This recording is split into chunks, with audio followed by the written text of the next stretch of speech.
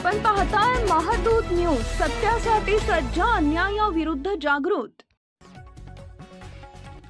छत्रपती संभाजीनगर शहरात अतिक्रमण मोहिमेत घर पाडल्याच्या नैराश्यातून एका व्यक्तीने आत्महत्या केल्याची धक्कादायक घटना समोर आली आहे। चिकलठाणा परिसरातील रहिवासी राजेश्वर नौपुते यांच्या ताब्यात 3 मजली इमारत होती।